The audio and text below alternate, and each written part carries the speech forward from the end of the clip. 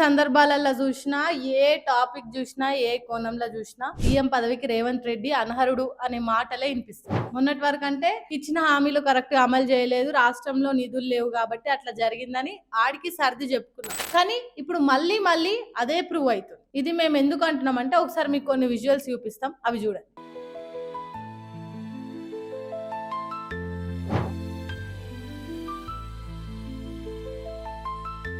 చూసిరు కదా రాష్ట్రంలో రైతుల పరిస్థితి ఎంత ఘోరంగా మారిపోయిందో. కనిపిస్తుంది కదా, నీళ్లు లేక బిందెలతో మోసుకొచ్చి పంట పొలాలలో జల్లుకుంటారు. ఎన్నడన్నా చూసినామా ఈ 10 ఏళ్లలో ఇట్లాంటి గోస? అప్పుడు ఎప్పుడో ఇందిరమ్మ రాజ్యం ఉన్నప్పుడు గాని, కాంగ్రెస్ ప్రభుత్వం అప్పుడు అధికారంలో ఉన్నప్పుడు వచ్చింది. కానీ మన తెలంగాణ మనకైన తర్వాత ఇలాంటి పరిస్థితి ఏనాడన్నా వచ్చిందా? మొత్తం ఏడి కాడికి నిర్రలు వాసింది భూమి.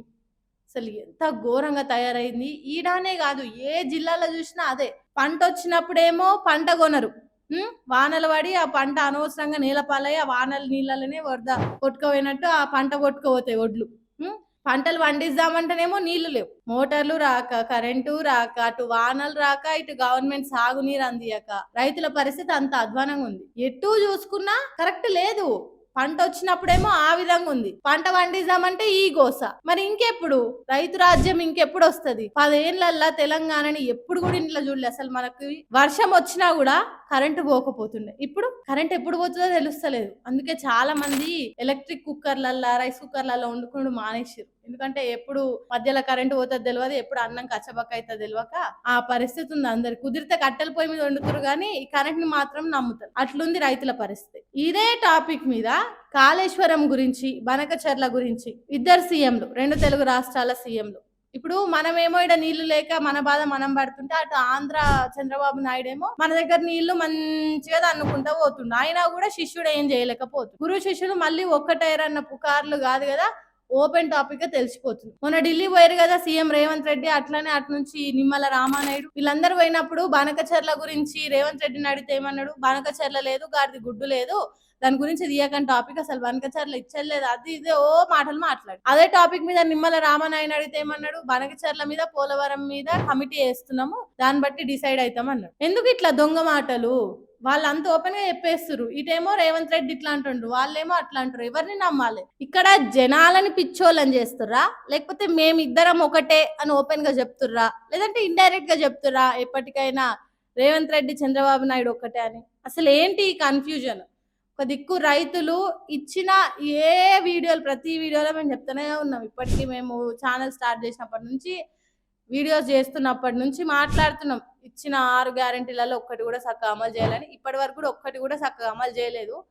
సరే, అమలు చేయకపోతే అమలు చేయకపోయే, ఇక ఇది ఆయన ఇష్టం. కానీ ఆల్రెడీ ఉన్నదాన్ని కూడా ఇట్లా ఆగం పట్టిస్తే ఏమన్నట్టు?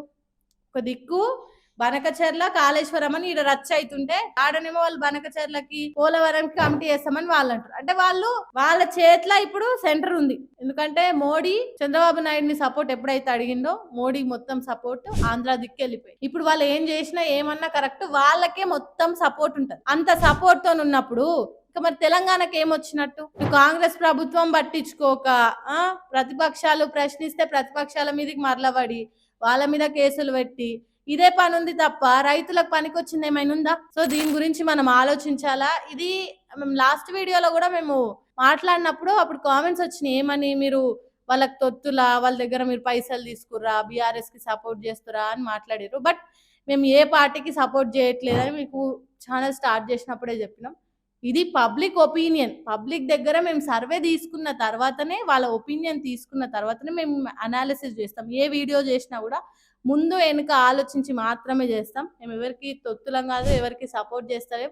మాకు ఎవరు దండిగా పైసలు మూటలు కూడా ముళ్ళ కూడా ఏం అప్ప చెప్తలేరు. కామెంట్ చేసే ముందు కొంచెం ఆలోచించుకొని కామెంట్ చేస్తే బాగుంటది. ఇది పొలిటికల్ అనాలిసిస్.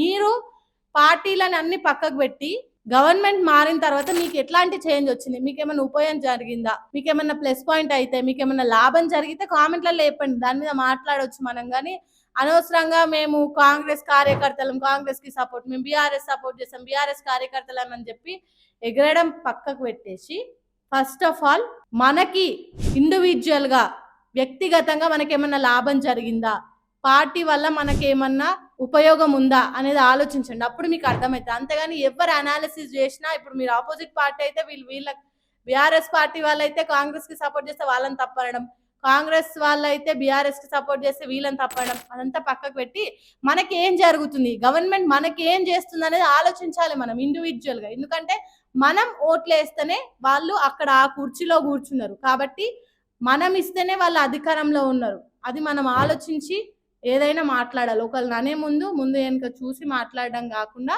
మీకేం జరిగిందో చూసి మాట్లాడండి. అప్పుడు అర్థమవుతుంది మీకు. అండ్ ఈ అనాలిసిస్ కూడా మేము పూర్తిగా పబ్లిక్ ఒపీనియన్ నుంచి తీసుకుందే. ఎస్పెషల్లీ మేము ఆల్రెడీ మీకు చెప్పినాం. మేము సర్పంచ్ ఎలక్షన్స్ సంబంధించి ఊర్లలోకి వెళ్ళి సర్వేస్ చేస్తున్నామని. అక్కడ రైతుల గురించి పనిలో పని ఈ టాపిక్ కూడా మాట్లాడితే వాళ్ళ దగ్గర నుంచి వచ్చిన రెస్పాన్స్ ఇది. మాకు ఎట్లాంటి లాభం జరిగింది లేదు, అసలు ఏం జరిగింది లేదు, మా బతుకులు ఆగమైపోయినాయి. ఏ గవర్నమెంట్ వచ్చినా ఏదైనా మాది ఇంతే ఉంటది, అసలు మా బతుకులు మారేటట్టే లేవు. రైతు రాజ్యం అంటారు కానీ రైతే ఏడుస్తుండు, చచ్చిపోబుద్ది అవుతుంది మాకు. అసలు అది ఎంత ఘోరం మీరే చూస్తారు కదా. బిందెలతోని నీళ్ళు, అదేమన్నా ఇల్లా మనకు సరిపడా కొన్ని నీళ్ళు తీసుకొచ్చుకొని పెట్టుకుంటే అయిపోతుందని. ఎన్ని నీళ్ళు పోసినా చేనుకి సరిపోవు. పంట మంచిగా ఎదగాలంటే ఎన్ని రోజులని పోస్తారు అట్లా? 1 రోజులు 2 రోజులు 10 రోజులు పోస్తారు. రోజు పోయాలంటే ఎవరికైనా ఆస్టకొస్తే ఆ ట్యాంకర్లకే పోతుంది పెట్టుబడి అంతా. ఇంకా లాభమే మిగులుతుంది రైతులకి. కాబట్టి సర్కార్ కూడా కొంచెం రైతుల గురించి ఆలోచించి ఏ నిర్ణయం తీసుకున్నా బాగుంటది అనేది మా ఆలోచన.